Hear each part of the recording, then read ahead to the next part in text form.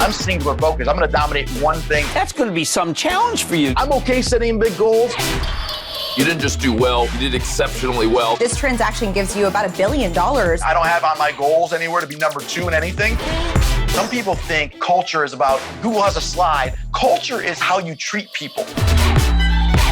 I wanted to play against the best of the best. Top-seeded Michigan State Spartans are going back to the Final Four. What was it like being a white basketball player with dreams of playing in the NBA? I had to kill myself to just compete. Hey family, welcome to a new episode of the Carlos Watson Show. Now today we talk business and basketball with the CEO of United Wholesale Mortgage. Now back in the day, Matt Ishbia played a little college basketball for Michigan State, where he picked up a national championship ring while playing for the legendary coach Tom Izzo. Now he took what he learned from Coach Izzo on the hardwood, applied it to the boardroom, and turned his company into the #1 wholesale mortgage lender in the country. It's an incredible story. Matt Ishbia, 1T, is here to share his billionaire dream. The Carlos Watson Show is brought to you by American Family Insurance. Hey Matt. Hey, Carlos. Nice to connect with you. How are you? Really good. Where are you today? Pontiac, Michigan, at our office. Have you always lived in Michigan, or have you bounced around a little bit? Michigan my whole life, and then I went to Michigan State, and then 18 years ago, I was a sales rep at this company, and I moved to Chicago for about 18 months as my territory, and then I moved back to become the sales leader, and then have grown it since then. You'll beat Rocket as America's largest mortgage lender. It's not wholesale, but lender by 2024. Matt, they did $320 billion. You did $182 billion. We're in the wholesale channel, so we're seeing the mortgage broker, the wholesale channel, grow because it's cheaper for a consumer to get a loan through a broker, about $3,700 cheaper. Matt, tell me a little bit, if you will, about your business. So for people who don't know what a wholesale mortgage is, like what is a wholesale mortgage? A wholesale mortgage company is just a mortgage company like everyone else you've ever heard of. And we compete with the Wells. Like, I think we're number 2, and I said, like, Wells Fargo is number 3, and Chase is number 4. Like, these are the people we're competing with. And all we do is try to provide it faster, easier, and cheaper. And that's how we've grown through the independent mortgage brokers throughout America who are basically placing loans with us based on our rates and our simplicity of process. Now, your dad started this how long ago? So he started in 1986, and I joined in 2003. And my dad's like a serial entrepreneur. He's a lawyer, and he has 6, 7 other little businesses. I didn't even know he had a mortgage company until I joined it. He's never worked here a day in his life. And I bought the company from him 10, 12 years ago now. It was such a great example of, he's an entrepreneur. He gets his figures and everything. And I'm the reverse. I tell him, I'm singular focused. I'm going to dominate one thing. And so we both have been successful in different ways, but the singular focus is what's helped me. If you were trying to explain to young Matt why this business that had been around since '86 really began to take off more recently, you correct me if I'm wrong, why did it ultimately really take off? 2 things. In 2008 and 9, when the subprime crash happened, we were so small, nobody even knew who we were, right? But to give my father a lot of credit, because he always does things with integrity, he says, listen, Matt, we're not going to lend someone $200,000 if their house is only worth $150,000. We're just not going to do it. So we didn't do subprime. We were doing FHA and conventional loans. Then the next big part was I realized that we had to invest in 4 big things: quality control, compliance, because the whole world was changing the mortgage process. We had to get it right. And then technology, like we have 1,200 technology people here, all building our own stuff from scratch. And then culture, people. And that's really the key, is the team with the best players. I learned it from Izzo. The team with the best players wins as long as you have the right vision and leadership. And by 2015, we were the #1 wholesaler in the country, and we have been ever since. This transaction gives you about $1 billion to deploy through both the SPAC and its corresponding PIPE. How do you plan to use that money? We always talk about the fastest, easiest way, cheapest way to get a mortgage is through a mortgage broker. And so we're going to continue to empower them and help those mortgage brokers throughout America. So you took your company public recently and you became one of the 100, maybe one of the 50 wealthiest people in the country. So you didn't just do well, you did exceptionally well. Like, what would you say, hey, dude, here's the most interesting thing that's going to catch you off guard about actually crossing over and becoming a billionaire? What is that? My life really hasn't changed at all. I still come to work at 4:30 in the morning. I still work till 6:30 at night. I'm still with my kids. But what's changed is just the amount of notoriety. And at the same time, people come up to you and are looking for help. And some people say, oh, well, you got to just tell everyone no. And I say, listen, that's not who I am. Like, if I can help, I want to help. At the same time, I can't help everyone, but I feel really good about what I've been able to do.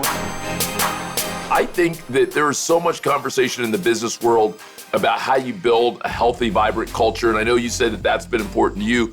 Who else's culture have you admired as you've been trying to build your own culture? I really think that's the secret sauce. Some people think culture is about, oh, well, Google has a slide. That's not why Google's got a great event. Culture is how you treat people and how you give them opportunities. Like, what do people care about? You know what team members care about? They care about three things. One, they care about their family. So work-life balance is everything. Two, they care about opportunity to grow. I don't care if you graduate from high school or college, work ethic and attitude drive success. And then at three, you gotta show them you care. I care about all my people. I send every one of my people a happy birthday email on their birthday, and it's a lot of people every day here. And I respond to every email myself personally. Like, you gotta show people that you care and that you're one of them. Be fearless! We can do it! I believe in you! We can do it faster! Our home is the training ground for her dreams policy. Insure carefully. Dream fearlessly. What 2 or 3 things would you say to a young would-be entrepreneur about making it that most people don't know or can't read in some book, but that you've discovered over the last 20 years? Money follows success. Stop focusing on money. So many people are looking at what's the return on investment of this? What if I do this? If I put this much money? How about you just go win? Go get the client. Go make an experience better. That's the big one. The second one I'd say is decide fast, change often. So many people sit there and say, okay, let me think about this. That's a good idea. I'm going to talk to the board about, like, I get a good idea. I'll go implement it. And my team knows this, like, today. And guess what? If it's wrong, I'll change it. I'll change it back. Like, I'm not afraid of making a bad decision. Matt, where do you go from here? Like, if you try and think about you and I getting together 20 years from now, do you have any sense of what that'll look like and where it would be? And does your mind travel ahead to that space? My next big goal is, hey, we're number 2, and I don't have on my goals anywhere to be number 2 in anything. So we're going to be the number 1 mortgage lender in America. And so we're on our path towards that. At some point, I'd like to own an NBA team, maybe an NFL team, but an NBA team is my passion. Basketball is my passion. And so that's maybe something I'll be doing in 5, 10, 15, 20 years. And then just being with my kids, the true success of a person is to see how their children turn out. And so I'm going to really spend time and really making sure that I enjoy these times when they're 6, 7, 10. So I'll be spending a lot of time with my kids while still in the office at 4:30 every morning. What were you like at high school? Did you have certain particular things you loved? What introduced me to 16-year-old Matt? I had good friends, but I was very focused on basketball. And so I wasn't the guy going out to parties every night. I always thought to myself, I didn't want to lose the chance of getting to the NBA, which obviously I didn't make it there. But, it's hard when you're a kid or even an adult to give up short-term happiness for long-term happiness and success. And I used to do that a lot. I used to sacrifice a Friday night to go work on my game rather than going out with some friends. And so I knew what I wanted to do. I wanted to go to the NBA. I just couldn't get there. And how good a player were you?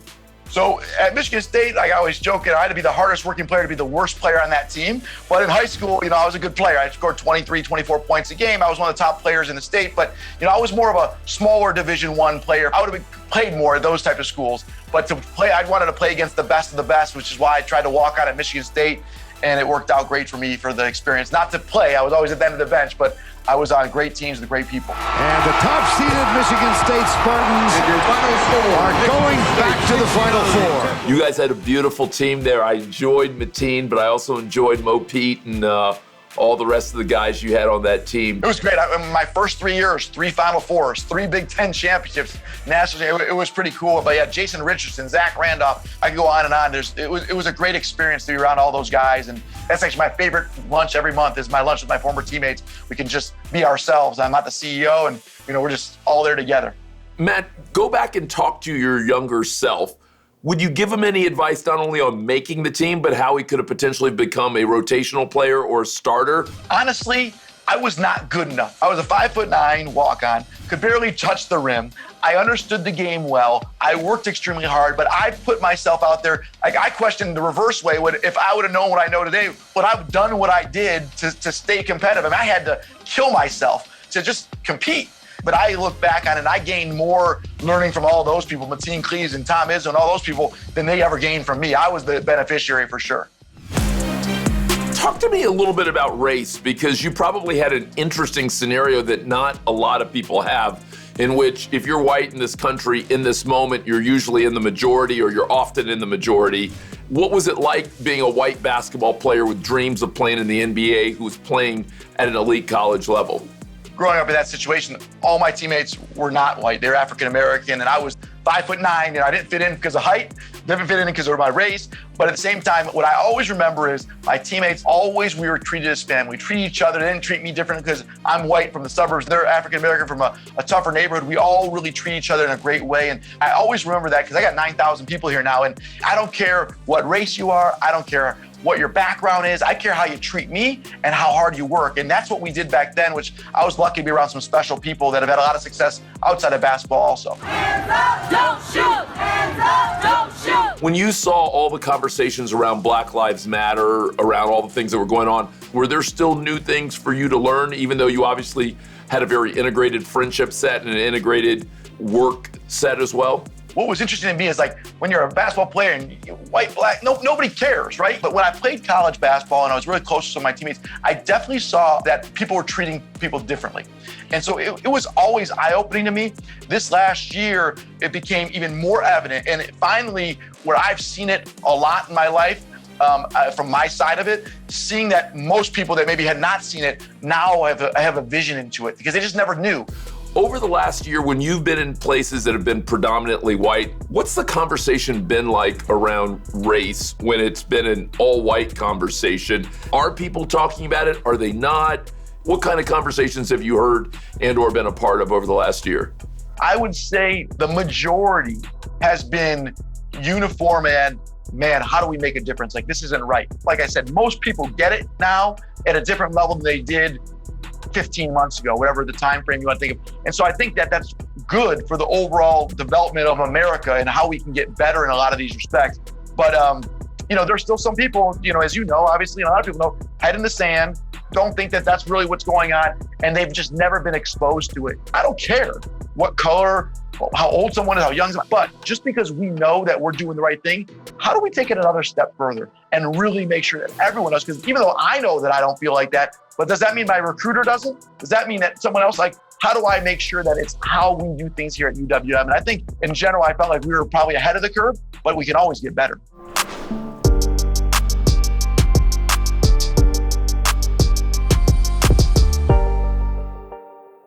What's the most interesting advice you've ever given or gotten about how to dream fearlessly and bring those dreams alive? My mom and dad always said, you can do anything you want, but you got to work for it. People say that, you can be whatever you want.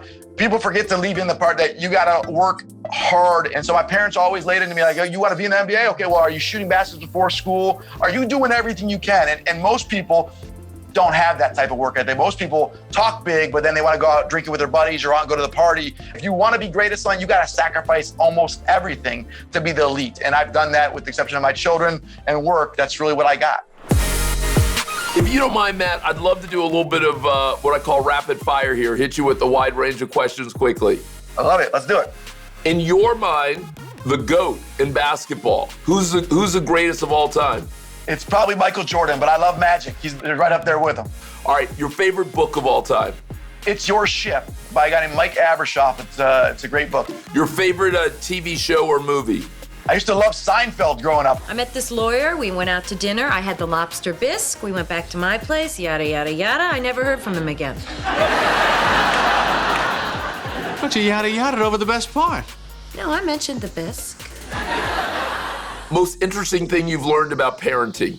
That all your children are so different. I have three, one a boy, girl, and a boy, and they're so different. They all like different things, and so you can be the best parent in the world, and they can still tell you they don't like you, and it happens sometimes. Most interesting thing you've learned about love in this life? It's not easy to come by. If you find someone, you want to hold on to them. If you were able to have dinner with anyone, dead or alive, who would you have dinner with? I was a huge, my whole life, Michael Jackson fan.